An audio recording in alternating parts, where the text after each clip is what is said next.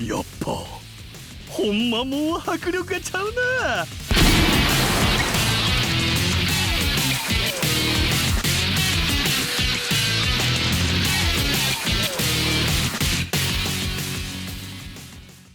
Yakuza is, dare I say it, the best series ever. I wouldn't call any one entry the best game ever, but when you put it all together, nothing tops it. In 2011, however, it was only really popular in Japan. So, RGG Studios set their sights on a new market. Americans. A species so vile, so gluttonous, so foul, that their bloodlust can only be sated by the most senseless and violent video games known to man. In order to tap into this strange new market, they made the most American game they could. And how did that work out?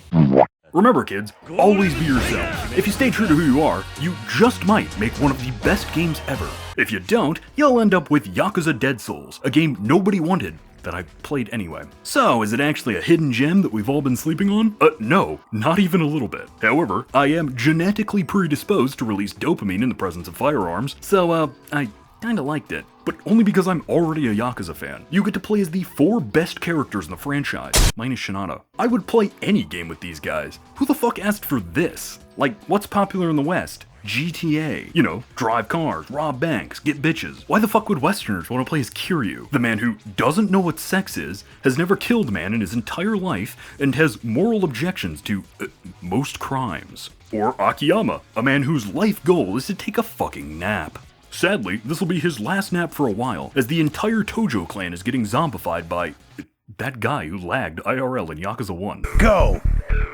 Kill this arrogant motherfucker! Truly, they are Yakuza Dead Souls. The game follows 4 protagonists as Akiyama keeps his tasty morsel of a secretary from becoming zombie food, Kiryu teaches Dami Mami to respect women, Ryuji gets his forklift certification, and Majima gets a hard-on killing zombies. That's not a joke, I lied about the Ryuji thing, but Majima's entire motivation in this story is killing zombies. This is the happiest he has ever been. The city can go fuck itself. Dude just likes killing zombies. And not in that cringe edgelord, I like killing people kind of way. He's like a schoolgirl at a Justin Bieber concert. The man cannot contain his excitement.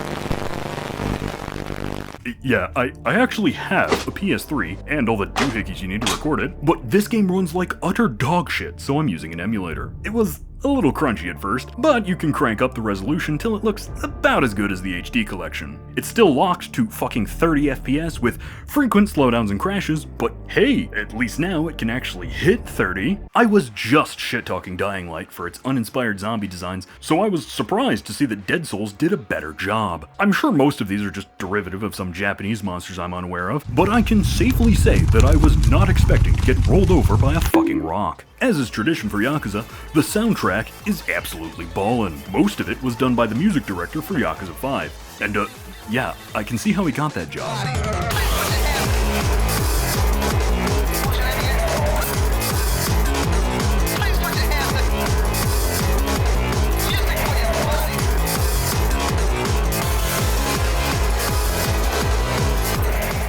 This is as good a section as any to talk about the karaoke, because as funny as it is to hear Ryuji sing horribly, Majima has once again stolen the fucking show. Here is what Get to the Top is supposed to sound like. Hey, come on, go, let's go! Hey, yay! Alright! And here's Majima, fucking butchering it.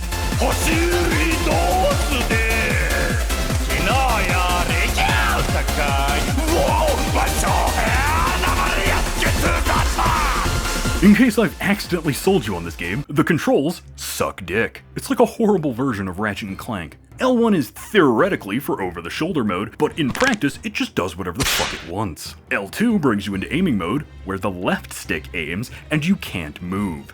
Yes, this is definitely what I want from a post-Halo PlayStation 3 game. What the fuck? There is a lock-on ability, but it straight up does not fucking work. I am trying my absolute hardest to quickscope this child, but the game will not cooperate. On top of that, Camera Ocho was not designed for a third-person shooter camera. In fact, it wasn't even designed for camera controls in the first place. It was cool to squeeze through little Asia as Tanimura. It's not cool to stumble through it like Rambo in a hedge maze. But if you consider the sheer jank wizardry it must have taken to force shooting mechanics into the Yakuza 4 engine, it's not really surprising that they suck. What is surprising is that the melee combat is even worse. There is no turning mid-combo. Almost every attack will fucking knock you flat on your ass, and the zombies still have Yakuza 4's fucked up grab hitboxes. You do actually get to punch people as Kiryu at one point, because of course his plan was just punch all the zombies, and it is pathetic. You just have the rush combo. No double finishers, no back attacks, no grappling. You don't even get heat moves. You just fist a couple of zombies until Kiryu goes, ugh, fine. And the game goes back to its usual horrendous shooting controls.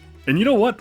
Why are we shooting zombies in the first place? Yakuza plus zombies could have been a cool idea, cause what is Yakuza combat? It's beating the fuck out of random street thugs with a bicycle. Literally just add zombies to that and it's already funny. Sure, it'd get old after like 5 minutes, but so does this shit. This new gameplay completely upends 6 years of refinement and iteration. Generally, Yakuza games just kinda plop you down in the city, and what you do in it is up to you. You can go shopping, get into street fights, go out to eat, get into street fights, do side quests, get into street fights, play one of the 7 billion mini-games, get into street fights, and during all of this, the main story is patiently waiting for you to come finish it. Dead Souls would be like this, but whoops, zombies. Now instead of random street battles, you get one giant battle every time you enter the quarantine zone. I guess that means Akiyama has shunned kicking people. More like Akiyama gun, am I right? But this is a zombie quarantine, so getting in and out of the zone is no small feat. Akiyama has to either go through the sewers or cut through the underground theater. It genuinely feels like we're going through the army's blind spots to go somewhere we're not supposed to be. Then the game gets tired of its own gimmick and just lets Majima phase through the fucking wall. I mean, look, there's a gap for him to crawl under, but now there's not. Did he climb up the bars or something? I don't know. The game doesn't seem to care. And neither do I.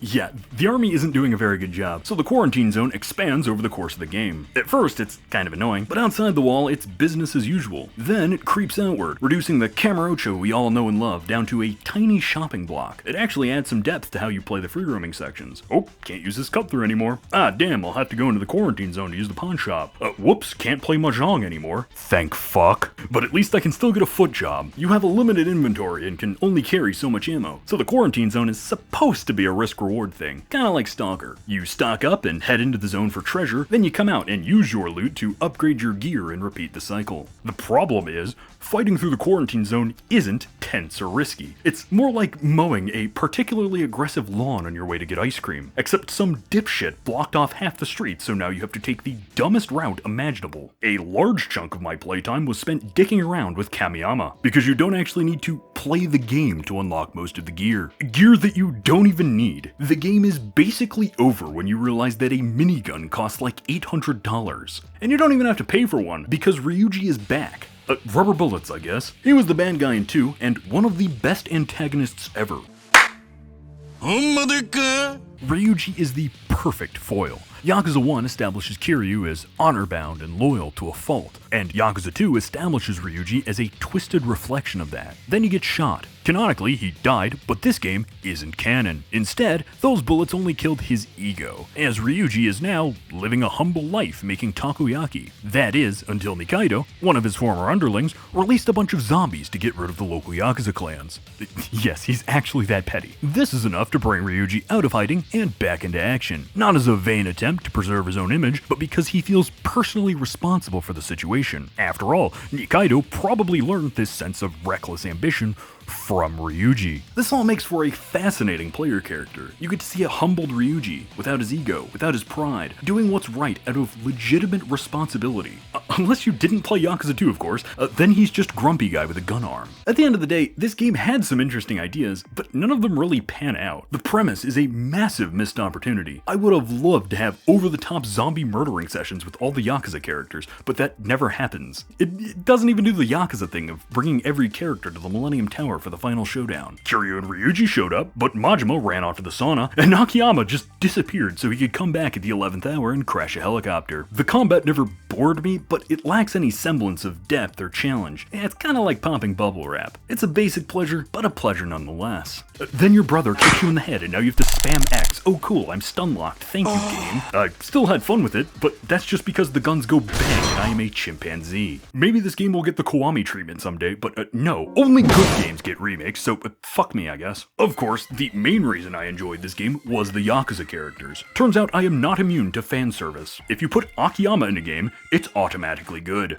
ちょっと待った。秋山さん。ああ、もう走るとしんどいね。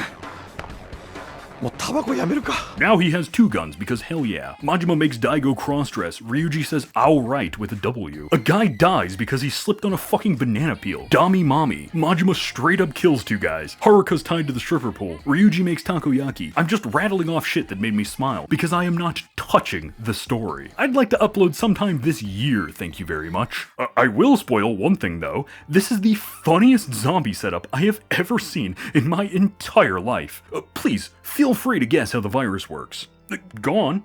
How does the virus make the zombies stupid and get them to spread the infection? No, that's not it. I know I can't hear you because it's a video, but you're wrong. You will never guess this in a million years. Alright, 3, 2, 1, time's up. They're coming. I am dead serious. The virus stimulates their pleasure centers so they feel the need to share it with everyone. Kiryu tries to make a speech about how life is hard, but it's worth living. But I'm not listening. I'm laughing because the zombies are nutting non-stop. That's why they're moaning. So that was the worst Yakuza game, and probably the worst third-person shooter I've ever played. The best compliment I can give this game is that it isn't that bad. Sure, the combat is dumb, but hey, at least it's not a JRPG.